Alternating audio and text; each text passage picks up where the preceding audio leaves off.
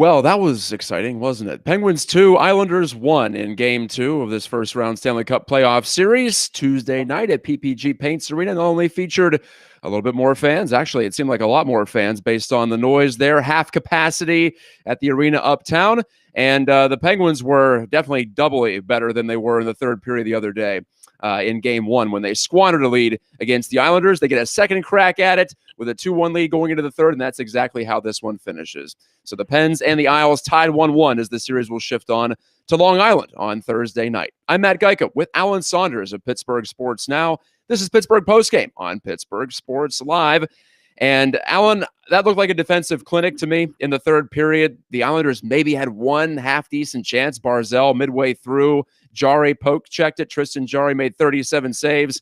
That one won't count as part of it. He did most of his hard work in the first two periods, as it was kind of sloppy. It was a little up and down. There were plenty of penalties in that second period, especially 4-on-4 play, disjointed. But in the third, the Pens did everything but get a goal. So I think they've got to be pretty pleased with that effort. Yeah, I think so. I think really pleased with the third period and the way. Look, I mean, when you have a 2-1 game like that and you're holding a lead, the instinct is to go into a shell. That is the natural instinct, both from a coaching standpoint and from a player standpoint. I felt like the Penguins did a really good job of resisting that instinct. They were still dangerous on the counterattack when the Islanders did get some extended chances. I thought they made Varlamov play really well. It's hard to find a fault with either goaltender, really. But I thought that the Penguins really fought that urge to get super defensive in the third period. They kept playing their game. They got better as the game went on. And, this isn't a team that has played a ton with a lead this year, especially not narrow leads. They've had a lot of come from behind games. They've had a lot of games where it's even most of the way, but they haven't really had a lot of these, hey, it's one goal and we're going to make it stick for a really long time. They did that tonight. And I think, look, they needed a win, obviously, but I think that's a good way for this team to get a win, doing something like that is not necessarily the bread and butter part of their game, and doing it at a really dominant level. I recall early in the season, back in late January, early February, we were talking about how it wasn't sustainable the way the Penguins were winning. If you recall, they didn't lead very much at all for the first 10 games of the season. They were still getting results, still coming back, but the process got a lot better in March and April and early May.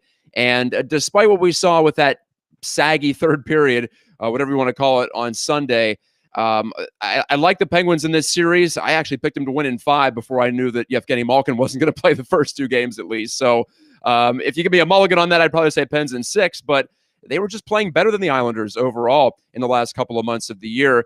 And it's not all defensive. The Penguins were getting rush chances. They were playing in the offensive zone. They were doing everything you need to do to defend a lead. Basically, it's not all about just bunkering into your own zone. They aren't the Islanders. They want to play more of an offensive, assertive style, even when they are leading by 1 or even 2 goals in a high leverage moment, which this was. The Penguins down 1 game in this series, and I don't have to tell you how important it is to at least get one of the first 2, particularly when you're about ready to go on the road for games 3 and 4. So the pressure was definitely on. You mentioned the goaltending duel. Of course, the softest of all goals I've seen in the playoffs was allowed by Semyon Varlamov on Brian Rust's unscreened wrist shot from the blue line. That was an old-timey soft goal. That was like a Dan Cloutier, Roman Turek, Roman Czechmanek. That's the kind of goal I see. Like every Wayne Gretzky highlight looks like that to me, right? Just from that era. It's like, oh, what was the goal even doing? I don't know. Yeah, Varlamov had a really good game overall. I mean, I thought he lets in he kind of had Tristan Jarry's game 1, right? He let in the soft goal, but I thought he made some really tough saves as the game went on. I think he had about 45 of them. That's a solid number. And, if you wanted to see a soft goal, that was one. Not necessarily what Jarry allowed in the first game. He had some questionable ones, but none that were true howlers, to use a soccer term. But you're right. After that, it was wild. We saw the Semyon Varlamov that we saw glimpses of in the 2009 playoff series when he was a rookie for the Washington Capitals. And, of course, he's stuck in the league for this long. He's gotten several long-term contracts. He's bounced around a bit, but he's been the Islanders' number 1 for the last couple of seasons, and he proves just why there. In fact, it could have easily been 3 or 4-1, but at the other end of the ice, it could have been the Islanders getting a couple early. In fact, one puck got behind Jarry. Sidney Crosby had to make a stick save on J.G. Pageau in the first. So there's a lot of joking around Sid when it comes to goaltending. He actually has a set of pads, apparently, in his basement because he plays street hockey back home and busts them out in the summertime once in a while. But that was a good reminder of just the 200-foot game, truly 200-foot game that he can bring to it. Wasn't as dynamic all over the ice as he was in game one, but there he is again, literally saving a goal. Yeah, I think that's, we saw that ridiculous eye-hand coordination on the offensive side of things in game one, where he scores that one-handed tap-in goal. That amount of eye-hand coordination will suit you well anywhere. And he does it in his own crease at the other end. It's really hard to describe to people that have never played hockey just how difficult that is to make that play anywhere on the ice. That is sort of like that danger zone where if you want it up, you generally want it about hip to chest high. That's a more natural motion to hit the puck out of the air with your stick. In between there in the ice, though, I mean, that's a really, really difficult play, and to make it right in your own crease, I don't know. He's just almost every game, still at this point in his career, he does at least one thing that just kind of blows your mind, and for me, that was it for tonight. I felt bad. I barely even talked about the Crosby goal after game one because of what occurred after it. But he's the all-time best deflection artist in the NHL. I realize that deflections are a bigger part of today's game, so it's not really a fair fight to compare him to a Gordie Howe or a Maurice Richard in that area. But in the modern game, where it is a lot about traffic to the front for better or worse, you can make a lot of hay doing what he does with the stick and the angles that he uses, the finesse. He's like a scientist around the net. And if you watch him after practice sometimes or in warm-ups too, you see that he works on this stuff. So it's not terribly surprising. Hey, speaking of pucks in midair played in unorthodox fashion, how about Brian Rust at the end of tonight's game, as Gaming with Geo brings up? And yes, we do take comments here. Thank you for the reminder. The Islanders not get a single power play, and I think it was a pretty clean game, very clean game played by the Penguins. There wasn't much let go by the officials on that side of the ice, but that was certainly a penalty. That was as blatant as it gets. I'm not sure what he's thinking, because to throw a puck overhand, you have to close your hand on the puck. It's not like one of those where you just grab it quick and drop it down to your feet. He wasn't thinking clearly, and I'm sure many thoughts were going through his head, most of them profane, as he was sitting in the penalty box. But that was like the only thing that could short circuit the Penguins tonight, and even that didn't. So big-time mental toughness from the squad tonight, I would say. I actually, because he was right along the boards, I actually initially thought he threw it out of play, which would have been that's also illegal. But yeah, I mean, when you've closed your hand around the puck, it's a penalty, right? It doesn't matter what you do with it after that. But by the letter of the rule. But usually, if you've done that, you try to bring things in close to your body and put it quickly down there on the ice and hope nobody's noticed what's happened. That was about the opposite of that. I don't think I've ever seen that before. That was a new one for me. But hey, I think the Penguins' penalty kill has been really not great necessarily this season. I think they came in the playoffs, they were down in the mid-20s, but I feel like they've been pretty consistent at getting some big kills when they need them. That was obviously as big as it gets there at the end of the game. But I mean, that's a unit that I don't think, even though statistically they're great, I don't think the Penguins have some big fear about putting their penalty killers out there. I think most of the issues, have been they've given up some softer goals, and they went through that period where they didn't have any defensemen available to them, and they had some guys playing maybe not necessarily where they should be playing, and that probably let them down a little bit. But I think this unit right now, I'd be interested to go back and see what they were maybe the last 10, 15 games, because I think they're playing pretty well right now. Yeah, much of that penalty killing percentage, they just dug themselves such a big hole at the start of the year. And you talked about defense being out. I want to say they allowed 5 or 6 in that opening 2-game set at Philly, and it was like I said, when you give up that many, it's tough to overcome it with the math, especially in a shortened season. At home, it's interesting. They actually are top 10 in the NHL in penalty kill percentage. On the road, they're right near the bottom. So odds split. I don't know if you can make anything of that. I'm pretty sure you can't, in fact, but that's just the way it has been. And they got the one opportunity, if you will, the PK, and they came through to kill it there. How about Tristan Jarry? Because he was, in some ways, the story of game one. It's his net now. Clearly, Casey DeSmith isn't even skating right now, so they're not going to go to Maxime Lagacé anytime soon, barring injury, obviously. So it was it would be understating the case to say it was critical for him to be at least average tonight, and he was better than that. And it was a sloppy game for a while until the third, when I think the Penguins put their foot down. But it wasn't a perfect game. He had to be at his best or near his best, and he didn't make a flashy glove save, but he was there with those quick legs, the quick pads that has become his trademark in the NHL so far.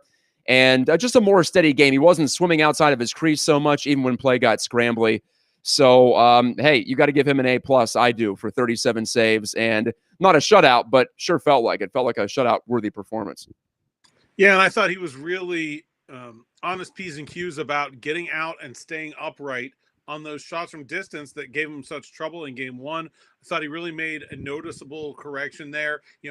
Shoulders back a little bit more, not so crouched like he's cheating into the butterfly. I think that's kind of the way I would describe kind of what happened to him in game one. He made himself a little smaller than he has to be, because he was starting getting down in that downward movement. He was much more vertical, much more upright with his shoulders back, and I just think not only is that more effective, I think it's a confident look for a goaltender. I think he looked like he wasn't rattled by what happened in game one from the very beginning. There was never any nerves or shakiness. He just came out and did his thing. And like, Tristan Jarry's been a good goalie for the Penguins for a while, but when in the grand scheme of things, he doesn't have a ton of postseason experience. It would have been pretty easy for 3 goals that I think he would tell you he wanted back from game one to get into his head. And I think it was the total opposite. He went to work on his craft, identified where the issues were, made significant corrections in one game, and he looked confident in implementing those. I was really impressed by Tristan Jarry's overall game tonight, and I thought the Islanders, the shots favor the Penguins, but I thought the Islanders, for the most part, had more dangerous scoring chances, and Jarry was really, really strong, like you said, in those goal mouth scramble situations, which is, he's an elite athlete. He's always going to be good at those, but I think he was especially good to stay contained within himself. And, I just think he's a really good player that has not played to his full potential necessarily this season, but I think we've seen that in the near past. And certainly, if you can get what you got out of Tristan Jarry tonight every night, you like the Penguins' chances a whole lot better going far into these playoffs. Some comments here. Walt Flanagan, chiming in from North Carolina, says, good evening, good win. Jarry with a great show me win. Feel much, much better about the Penguins' chances after winning tonight.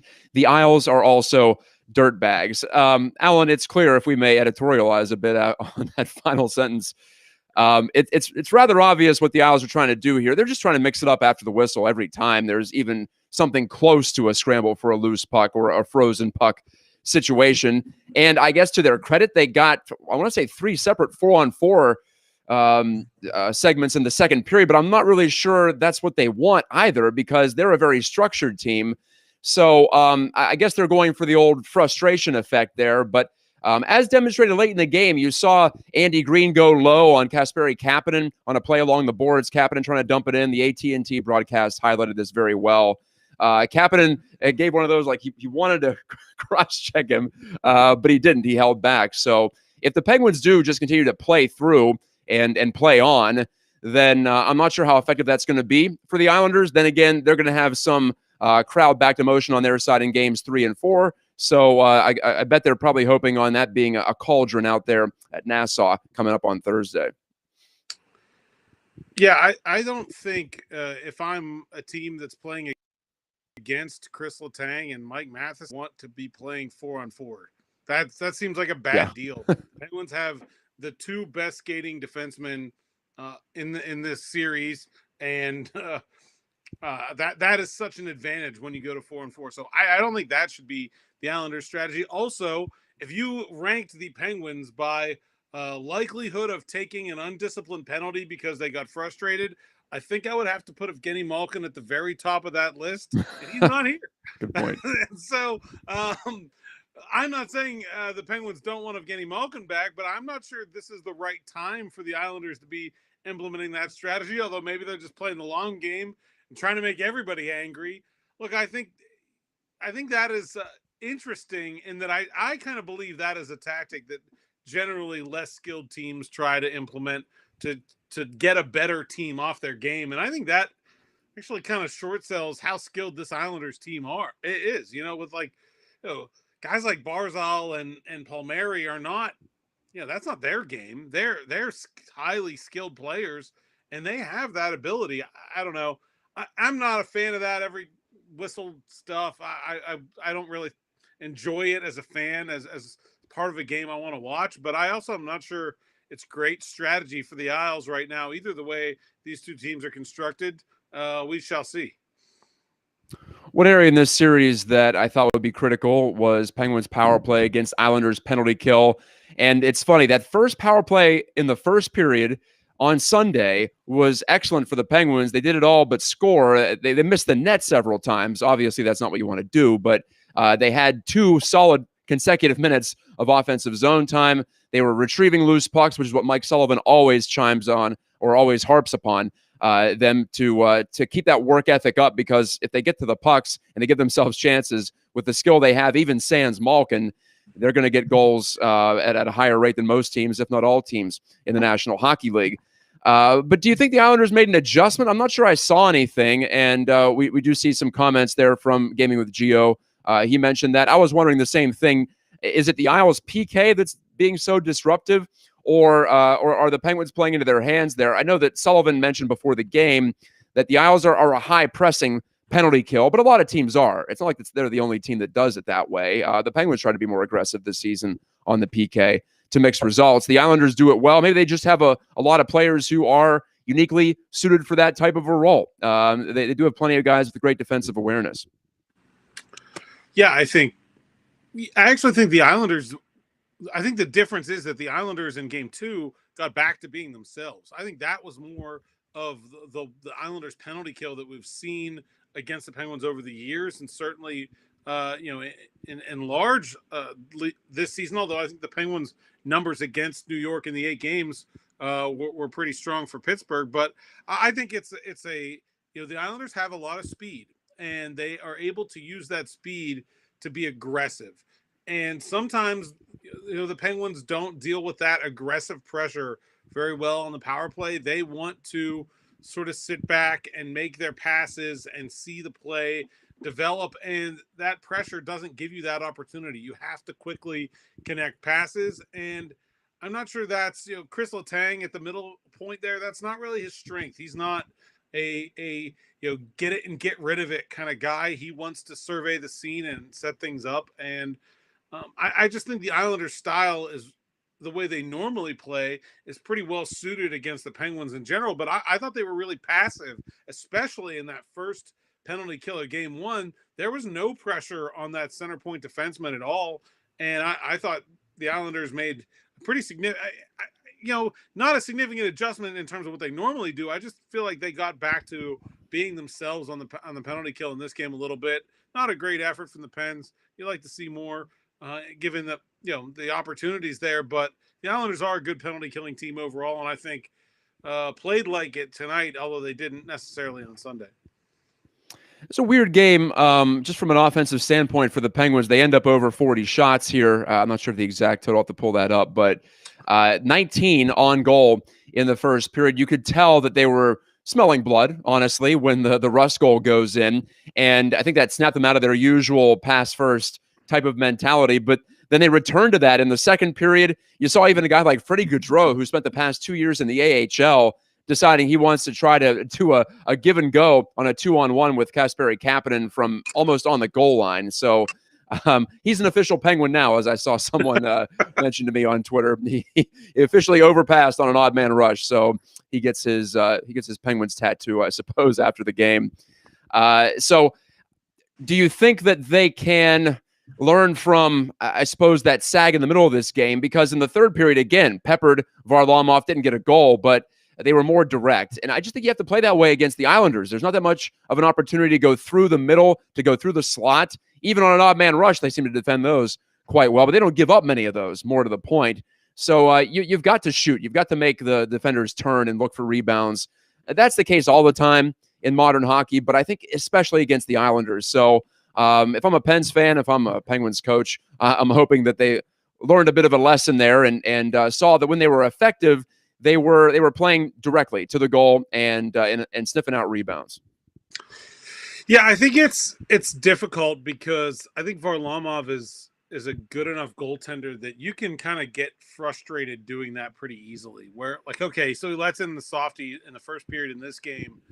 But on a game where that doesn't happen, I think it gets easy to sit there and take 20 shots in the first period and him make them all look easy and start to put your head up at the ceiling and say, all right, well, we've got to do something different. And I think the difference is when the Penguins in the third period were doing, maybe even more so than when they scored 2 goals in the first period, was that they were getting shots and then they were getting shots where they were getting rebounds and then they were getting on pucks.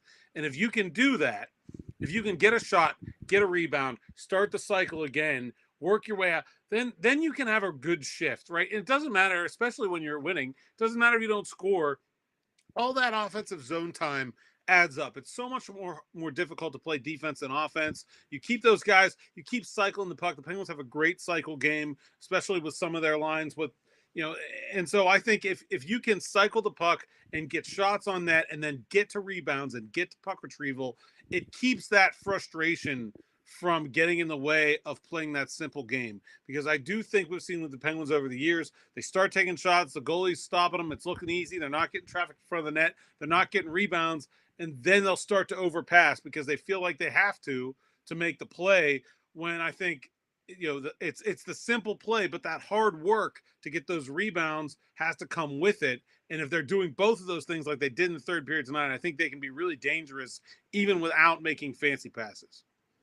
And there's a reason why the Penguins don't always stick to the direct game, because the direct game is hard to do. It takes a lot of energy. It takes a lot of focus. And like you said, there are psychological factors too.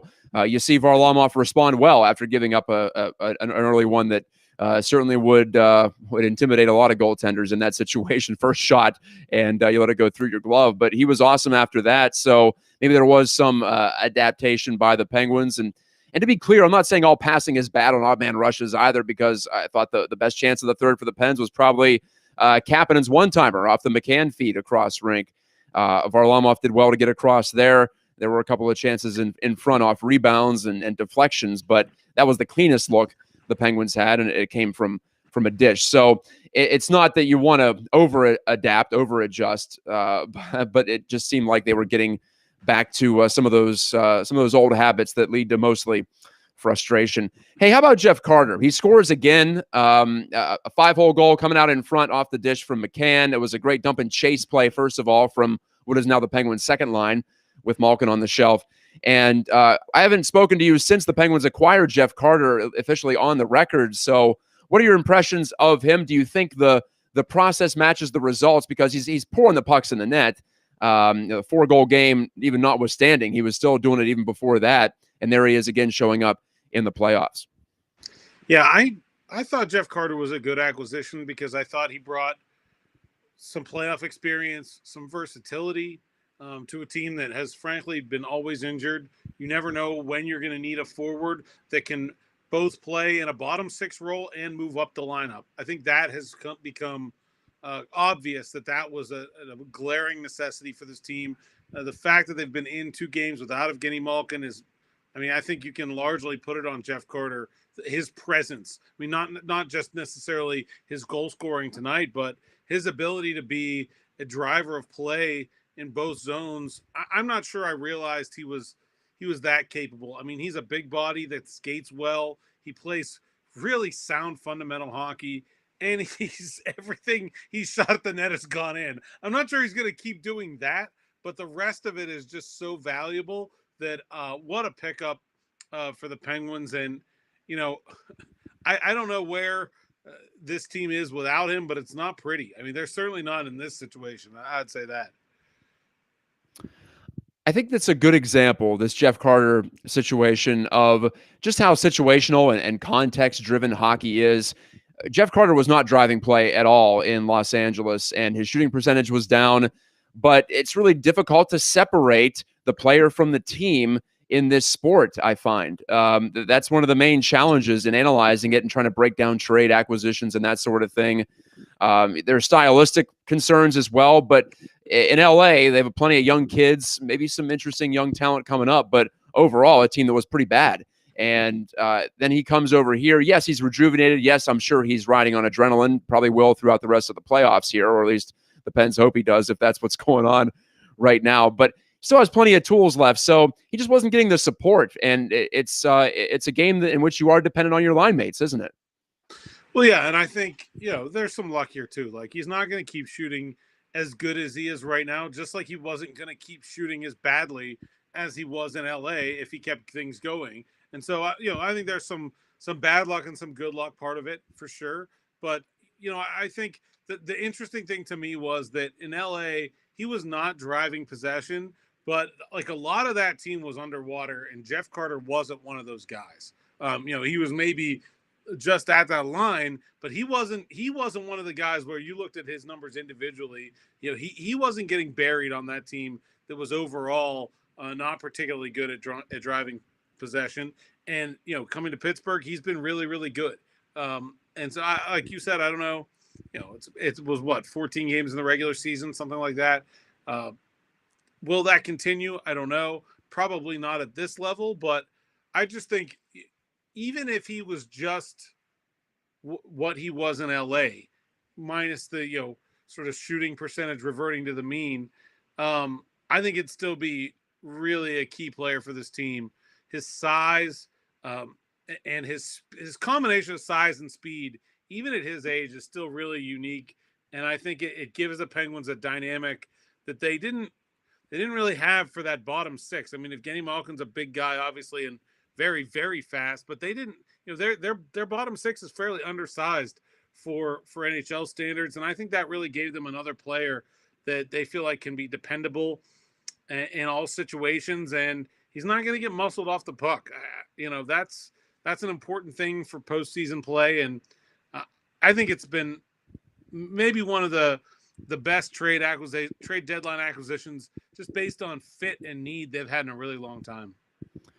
And the Penguins have plenty of late season trade acquisitions to compete against in their history, especially when they win the cup. It seems like you can always point to something. Yeah. There's been one of those every year, all the way back to Ron Francis and Ulf Samuelsson. And I could certainly see Jeff Carter fitting in with that group, that sort of class of Bill Guerin and Chris Kunitz and guys that have added Pascal Dupuis late in seasons that have really helped them go on to bigger and better things. And the one thing I kind of said when I saw that trade was like, okay, for the rest of this year, I really like that. Mm-hmm. I don't know about next year because Carter has one more year on his contract. If he keeps playing like this, I'm all in for another year of this. This is Pittsburgh Postgame. A few more minutes left here on today's show. Game 2, Penguins take it 2-1. Series tied. Clearly a critical moment in the playoffs at an early juncture here after you lose game 1 on home ice. That tends to ratchet up the intensity, doesn't it? A lot of comments about my haircut on the feed. Yes, I cut my hair. It had been a while. It had been 16 months, 18 months, something like that. What's the longest you've gone without a haircut, Alan? You always seem to be closely shorn. It was probably last year. I don't know. Sometime during the early part of quarantine, it got pretty shaggy in there. It's a bit long for my standards right now. This might be the first time I've ever had longer hair than you. Actually, is now that I think about it. But no, I don't let it go. I get hot. I can't deal with that. Can't deal with that. Yeah, I found the sweet spot there because it wasn't quite long enough last summer to really bother me, and then we hit the winter, and it's perfect in the winter. By the time we get to April and May, though, yeah, I agree with you. I don't know how women do it, honestly, who have long hair, or other guys with long hair, like Brandon Tanev, for instance. Topical reference there. Mike Osti is filtering in some comments from the postgame pressers. Thank you, Mike, the manager of the Pittsburgh Sports Live channel. Looking at Mike Matheson, who I thought was improved from game one, getting accustomed to that full cage, first of all, or the bubble, if you will. It gets in the way. It's different from what these guys are used to as pros. But Matheson talking about Jarry, he was so solid for us all game long. Yeah, from minute 1 to minute 60, Jarry was there. And then Jarry, typically a bland quote from him, Alan, he does not say much. And when I was covering the Pens a couple years ago, I tried to get him to say something. And even as a wide-eyed rookie, he just I'm not sure there's very much going on in terms of eloquence, but I think he's a nice young man. I'm not saying anything about him negatively personality-wise. Maybe it's a benefit if he's just this singularly minded about hockey. Let me find the quote here from him if I could. Geez.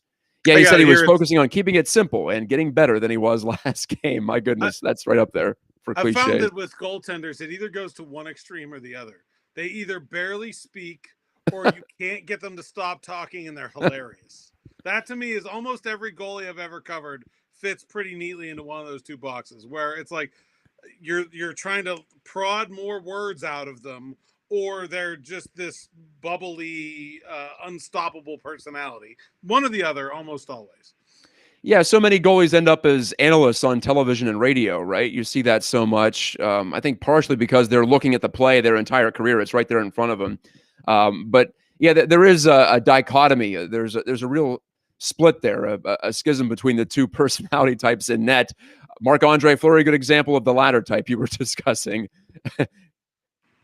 Yeah, and there's been a bunch of those. We've seen that in Pittsburgh many times over the years. I remember Tom Barrasso sort of famously a bit surly and not really talkative after a game. But, yeah, Fleury's sort of the gold standard for the personality of this game, really, and crazy that he's still having the success he has at his age. But, yeah, I mean, I think Tristan Jarry has had a very interesting young career, and that he was a high draft pick.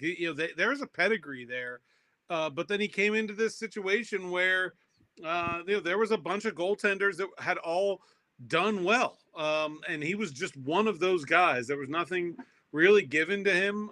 I think he had to earn this opportunity. I think he had to make the Penguins make the move they made with Matt Murray, and I think whatever he's gotten into psychologically that helps him has really. I mean, for a young player, he didn't have a great season this year. He is not. It's not in his head. You can tell that when he's made mistakes and when he's letting goals that he shouldn't. You can sit there and point at flaws in his game, but he seems to be a very solidly sound, mental competitor. And I think that's not necessarily always the case when it comes to young goalies. Another comment from Walt Flanagan, given the Penguins' recent playoff failures, this could be the spark that lights the fire and gets them to stop gripping the stick too tight. I remember Walt after game one was saying he thought the Penguins, I don't know if he termed it as choked, but he thought they just got tight in the third too. Do you think that's the last two playoff runs, and I use runs very liberally there, the last two playoff stints for the Penguins have any effect on what's going on right now? I tweeted today that I was tired of hearing the Penguins have lost 10 of their last 11 playoff games. There's 4 or 5 players that cover that span continuously. It's been different teams. I don't even know what to do with last year, first of all. I mean, the Blues practically quit in the bubble, and they're the defending champs. So I think it was just a difficult year to evaluate. No disrespect to the Lightning or whoever went deep in the playoffs. Islanders among them, in fact, among the teams that made runs. But I just don't feel like there's a through line there. I think we're forcing it a bit if we talk about the last 2 or 3 years, because if you want to go back 5 years, well, they won 9 consecutive playoff series from 15 through 7 or from 16 through 18. So how do you feel about that sort of thing? If there is some sort of a psychological burden on this team that's been reborn after they won the back-to-back cups? Yeah, even if you just go back 2 years, I mean, even if you just go back to even if you just take 2020 and put in a box and never open that box again, then even if you just go back to 2019, half of this team was not on that team. So none of those guys are thinking about it. I think if you look at this lineup tonight and in the 2019 playoff roster, it's like 10 of 20 or something ridiculous like that. I mean, it's so I don't know. And the guys that are there, the guys that were through there have had so much success. You think Sidney Crosby's worried about? Oh, what'll people think if I lose another playoff series? He's the greatest hockey player of a generation. Like, I don't know. There's no pressure on Sidney Crosby to perform ever. So, like, who's left? Who's in the middle of guys that have not won 3 Stanley Cups and are all-timers for this franchise, if not the league, and guys that have been through a lot of it? I don't know. Jared McCann, I guess, maybe. I don't know. Teddy Bluger. Like, there are just not very many of those guys that have both been here through this sort of recent losing streak in the postseason, but have not also been here through a ton of big-time postseason success. And so I would imagine that the players that have been here for a very long time are leaning on most of their successes. The players that have not been here at all are trying to figure it out and learn from those veterans. And maybe there's 2 or 3, 4 guys in the middle there that you could really pick on. Marcus Pettersson, who I actually don't think has been particularly good this series. But man, like overall, it's really hard to draw any kind of meaningful conclusion from anything that happened in the past to this year. This is this season. This is this team. These guys are going to play these games. And what happened even a year ago is pretty irrelevant when it comes to what happens on the ice this spring. Walt clarifies the term he used was the yips. They gave themselves the yips. That's a nice golf term, in fact, one we don't like to talk about very much when you're discussing happenings on the putting green. But yeah, it happens in sports. And to be clear, Walt, I'm not saying you're one of those people who are saying that it's been nothing but sour notes for the Penguins and the playoffs, and there's something wrong with them, deeply wrong with them psychologically from the last 3 years, that something's wrong. Sully's lost it, whatever the narrative might be. That's the thing that confuses me. I don't know what people are getting at when they say, well, they've lost 10 of 11. Well, what are we saying? Are we saying the core sucks now? They're older, but they don't suck, certainly. They had another great regular season here. That's the reason why they're in this position, to have home ice in the first round and win another division. And are we saying that Sullivan has lost something off his fastball? I don't know about that. It's hard to keep track, I suppose. And I guess everyone has their own thoughts when they spread the narrative there on 10 of 11 and whatever it means. Maybe they just are saying they're upset about the fact that they've lost 10 of 11. They're not really making any grand connection. I just thought it was overplayed between games 1 and 2. That's all I'm saying. Yeah, I don't think, I'll say this, as someone that's covered plenty of teams, my first thought when a team loses game 1 of a playoff series would not be, oh, well, what's the record in the last 10 playoff games? That would never, ever even enter my head as something to go look up. As like, oh, they've lost 8 of their last 9. I don't know. Why would I care? It happened in the past. It's in the past. It doesn't have any bearing on this team. And yes, there are differences between regular season hockey and playoff hockey, certainly. And I think you can make a case that those differences don't necessarily play to the Penguins' advantage all the time, given their style of play. But, man, this team played really good hockey down the stretch this year. I think that's a lot more of a lot more importance than what they did last year, 2 years ago, or 3 years ago. Yeah, it's really difficult to try to analyze that and break it down. I just want to talk about this series, honestly. So let's leave it with this one. Do the Penguins need Malkin to get through to the second round? I don't think they do. I think they can beat the Islanders without Malkin, but I was really encouraged about their chances to go really deep, like final deep, raising another cup deep with Malkin ready to go. But he's clearly re-aggravated that, it seems like. What was wrong with him lower body-wise at the end of the regular season caused him to miss 20-some-odd games. So that's very concerning for me. Not necessarily for this round. I think they can grind it out against the Isles and get a result here and move on. But for me, I hate to break it down to some injury recovery nebulous thing that we have no idea about, especially playoff time. But that's where I am right now.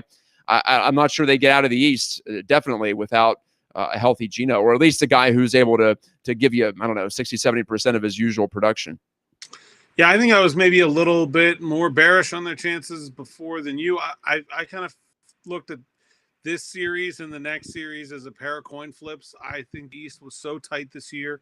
Any of these teams can beat any of the other teams. I wouldn't be surprised by any result from these two series. And so I think anytime you're looking at two coin flips, like, yeah, can that happen? Sure. But it's not the most likely outcome either. And so I thought getting out of the East was going to be tough for them. If Tristan Jarry can play more like he did tonight, and have a save percentage, I mean, obviously, where is it, around 975 tonight or something ridiculous like that. He's not going to do that very often, but more like what we've seen from him in the past, up in the high 920s, 930s range than in the 90s and 9 teens. I think that combined with getting Malkin back gives them a good chance to get out of the East, and then who knows what happens from there. If they don't get those two things, I don't like their chances of getting out of the East at all. I'm not even sure I like their chances of winning this series with the Islanders if they get subpar goaltending and they don't getting Malkin back. I think goaltending is so important to the playoffs. And I mean, look, Evgeny Malkin is a really, really good player. The Penguins have played well without him, but it's harder to do it when you don't have that level of talent on the ice. And I think the Isles, not necessarily the team that's best suited to take advantage of that situation. But I think, if I think about like what Boston has done to the Crosby line, having an Evgeny Malkin would be a huge difference maker in that potential series. That's the way I feel about it too. So limits the ceiling for sure. I know they won the cup without Letang in 2017, but not a thing you want to try to make a habit of. And right now, no offense to Jeff Carter either, but it'd be tough to remember a team with a 36-year-old second-line center, a guy who was coming off the two worst seasons of his career, notwithstanding his play in Pittsburgh, that helped lead a team to a cup. So, yeah, Malkin critical, and clearly Tristan Jarry is critical too, as we saw tonight. He came through in a big way and was the backstopper in a couple of different ways for the Penguins in their 2-1 win against the Islanders. Tonight, Game 3, Thursday, Nassau Coliseum. The Penguins hoping these are the last two games ever at Nassau Coliseum if they can win them both and take care of the series in 5. Dare we to dream. On Thursday, after the game on Pittsburgh Postgame, I'll have Jesse Marshall rejoin me. The new Papa will be with me to talk about the game, talk about the series tactically and what we see in Game 3 and going forward. Jesse from the Athletic Pittsburgh, of course, previously of Face-Off Factor fame. Alan, I enjoyed it. Great to chat hockey with you, especially this time of the year. Usually mid-May, we're talking conference final. This time a little different, but I'm not about to complain about any of that. Good stuff. Good to have you. Good hockey talk. And let's schedule another one of these soon. Yeah, absolutely. And thank you to all of you who watched and who commented, especially. You can like and subscribe. Pittsburgh Sports Live right there under the screen of the two talking heads, yelling at you for about 40 minutes here. Remember that you can also sign up for those notifications too. And so you know when we're going live. You don't have to rely on our social media posts to tip you off on that. Good bet, though, if it's a hockey game the rest of the way, we're going to be talking about it right here on Pittsburgh Sports Live. See you next time on Thursday for Game 3.